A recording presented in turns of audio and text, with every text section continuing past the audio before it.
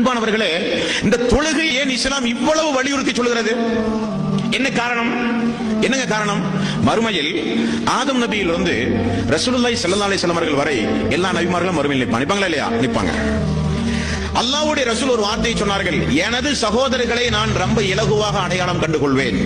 சஹாபாக்கள் கேட்டார்கள், எப்படி யார சொல்லலாம், நீங்கள் அவர்களை பார்க்கவில்லை, அவர்கள் உங்களை பார்க்கவில்லை, இனிதான் வரப்போகிறார்கள், கியாமத் நாள் வரை நீங்கள் தான் நபி, எப்படி யார சொல்லலாம் நீங்கள் பார்ப்பீர்கள்? ரசூலுல்லாஹி ஸல்லல்லாஹு அலைஹி வஸல்லம் அவர்கள் சொன்னார்கள், அல்லாஹ் எனது சமுதாயத்திற்கு கொடுத்த ஒரு சிறப்பு அதுதான்.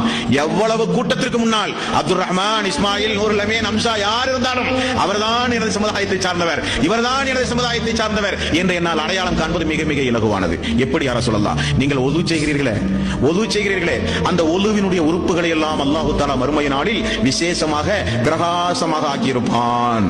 அப்ப அந்த கோடான கோடி மக்கள் மத்தியில முகம், கை, காலெல்லாம் கொஞ்சம் வெளிச்சம் முடிக்கும் நமக்கு. உடனே சொல்லலாம், அவங்க எல்லாம் என் சமுதாயம், ரொம்ப சாதாரணமா சொல்லிவிடுவார்.